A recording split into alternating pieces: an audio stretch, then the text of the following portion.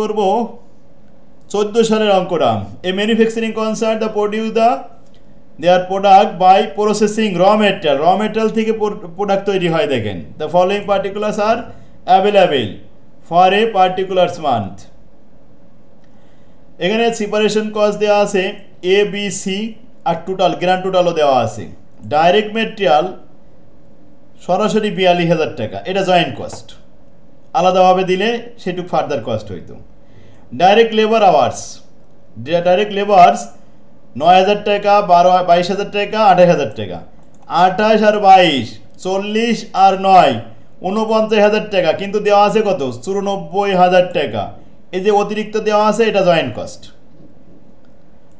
Variable manufacturing overhead 7,000 আর 16,000 আর এই 18,000। তাহলে 18 আর 16 34 আর 7 41। এখানে দেওয়া আছে আমাদের 59,000 টাকা। তাহলে অতিরিক্ত যতটুকু দেওয়া আছে ততটুকু জয়েন্ট কস্ট, আর এই সেপারেট যেগুলো দেওয়া আছে এগুলো further cost. Fixed factory overhead 18 আর 32 50 আর এই 34 84,000, কিন্তু লেখা আছে 1,09,000। অতিরিক্ত যতটুকু আছে ততটুকু আমাদের জয়েন্ট কস্ট আমরা সেপারেটভাবে বের করে নিতে হবে ওয়ার্কিং করে। আর ফার্দার কস্ট এই তিনটা করে যোগ করে এর ফার্দার কস্ট, বির ফার্দার কস্ট, সির ফার্দার কস্ট আলাদা করতে হবে। প্রোডাকশন ইউনিট এ উৎপাদন করেছে 40,000, বি উৎপাদন করেছে 75,000, সি উৎপাদন করেছে 1 lakh. Selling price per unit 1 টাকা 60 পয়সা, 2 টাকা 40 পয়সা এবং 1 টাকা 20 পয়সা। Total cost including joint cost বলছে ওই যে টোটাল কস্টে যে ঘরটা আছে এর মধ্যে including joint cost. Which are not yet allocate to product, যেগুলো প্রোডাক্টের ভিতরে বন্টন করা নেই সেগুলো জয়েন্ট কস্ট। আর যেগুলো বন্টন করা আছে, যেমন প্রথমটা বললাম 41,000 টাকা, কিন্তু 49,000 টাকা ছিল, তাই না? কিন্তু 94,000 দেওয়া রয়েছে। তো 49,000 যেটা এটা তো বন্টন করা আছে সেপারেট, অতিরিক্ত যেটা সেটা হলো জয়েন্ট কস্ট। যাক, এই জয়েন্ট কস্টগুলো আমরা ওয়ার্কিং করলে আরও বুঝতে পারবেন ভালো। প্রথম রিকোয়ারমেন্টে বলছে joint cost allocation base on the market value of product. তাহলে মার্কেট ভ্যালু মেথড বলেছে সেল ভ্যালু, এই সেল প্রাইস দিয়ে গুণ করবেন, গুণ করে সেল ভ্যালু বের করবেন, তারপরে ফার্দার কস্ট বাদ দিবেন, দিলে এনআরভি পাওয়া যাবে। সেই এনআরভি দিয়ে জয়েন্ট কস্ট বন্টন করতে হবে। তারপরে 2 নম্বর এই স্টেটমেন্ট শোয়িং দ্য প্রফিট, একটা ইনকাম স্টেটমেন্ট তৈরি করবেন। তো শুরু করেন। প্রথমে একটা ওয়ার্কিং করলাম যে এই যে টোটাল কস্ট এটা আগে লিখি, তারপরে ফার্দার কস্ট দেখাবো। টোটাল কস্টগুলো 42, 94, 59 এবং 1,09,000 সব মিলে 3,04,000 টাকা। এর মধ্যে ফার্দার কস্ট বাদ দিয়ে দিলে চলে আসবে প্রকৃত জয়েন্ট কস্ট কত। তো ফার্দার কস্ট লিখলাম এ বি সি, তিনটে সেপারেট করলাম, এটা কপি করে নিলাম, নিয়ে এখানে বসালাম। প্রথমে ডাইরেক্ট মেটেরিয়াল ছিল এই যে 9,000, 22,000, 28,000 মিলে 59, এরপরে আছে 41, এরপরে আছে 84। টোটাল মিলে কত হয়েছে? গ্র্যান্ড টোটাল 1,84,000 টাকা।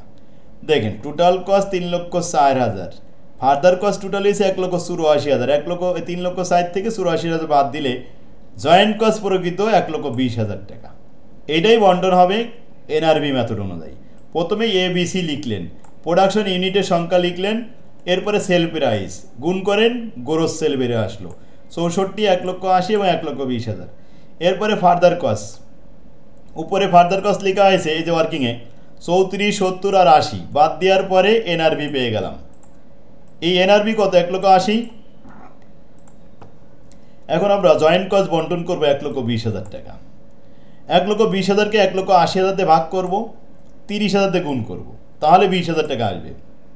এটা অবশ্যই আমি এখানে ওয়ার্কিং করে দিছি। দেখেন আবার এখানে ভাগ করলাম 1,20,000 ভাগ এই 1,80,000 গুণ এই 1,10,000, তাতে আসলো 73,333 টাকা। এরপরে 26,667 টাকা। এগুলো জয়েন্ট কস্ট শেষ 1,20,000 টাকা। ক্লিয়ার? ইনকাম স্টেটমেন্টে আসেন, প্রথমে সেল লিখবেন, সেখান থেকে এবার কস্ট বাদ দিতে হবে, প্রফিট থেকে যাবে। তো কস্ট কী আছে? জয়েন্ট কস্ট আছে, ফার্দার কস্ট আছে, এই দুটো কস্টই আছে, আর কিছু নেই। তো দুটো কস্ট একত্র করলাম, একত্র করে কত হয়েছে? 54,000 এই 1,43,300, 1,06,667, এই সব মিলে কস্টগুলি একত্র করলাম। সেল থেকে বাদ দিয়েছি 54,000, থাকলো 10,000। 1,80,000 থেকে বাদ দিলাম 1,43,333, এখানে 36,667 টাকা। 1,20,000 থেকে বাদ দেন 1,06,667, বাদ দিলে 13,333 টাকা। এই মোট 60,000 টাকা লাভ। টোটাল লাভ হলো 60,000 টাকা। ক্লিয়ার? এই দুটো পার্টি করতে হবে, শুধু জয়েন্ট কস্ট অ্যালোকেশন আর ইনকাম স্টেটমেন্ট। এই একটা করে নিয়ম বলা হবে যে একটা মেথডে করেন। দেখেন 14 সালে এটা আসছিল, সেম অঙ্ক, এই একই অঙ্ক আসছে। এই 42,000, 94,000, 59,000, 1,09,000 ফার্দার কস্ট দেওয়া রয়েছে, প্রোডাকশন ইউনিট দেওয়া রয়েছে। ফার্দার কস্টগুলো এখানে ওয়ার্কিং করতে হবে। আর টোটাল কস্ট আগে ওয়ার্কিং করে নিলাম 3,04,000, ফার্দার কস্ট ওয়ার্কিং করে নিলাম 1,84,000, বিয়োগ করলে 1,20,000। সেম অঙ্ক না? Allocation of joint cost allocation করেন, ইনকাম স্টেটমেন্ট করেন, এই শেষ। এরপরে এখানে 1,80,000 টাকা দেওয়া আছে, অন সেল ভ্যালু মেথডে বন্টন হবে। এরপরে 7 নম্বর একটা অঙ্ক আছে। আচ্ছা, আগামী দিন আমরা এখান থেকে 7 নম্বর অঙ্ক থেকে শুরু করব। আজকে এই পর্যন্তই থাক। আর ওই অঙ্ক যেটা করলাম, এই একই অঙ্ক দেখেন, এই 42,000, 94,000, 59, 1,09,000, 9 নম্বরেও আছে। ওই বোর্ডে এই অঙ্কটাই আসতে বেশি। তো আশা করি ইনশাল্লাহ এর মধ্যেই কমন চলে আসবে। 18 সালের একটা অঙ্ক আসছিল, এই অঙ্কটা আগামী ক্লাসে করব, আজকের করব না। আগামী ক্লাসে 18 সালের অঙ্কটা করাই দেবো আর 20 সালের অঙ্কটা করাই দেবো। এরপরে 2 নম্বর ফর্মেটে যাবো ইনশাল্লাহ। আমার তো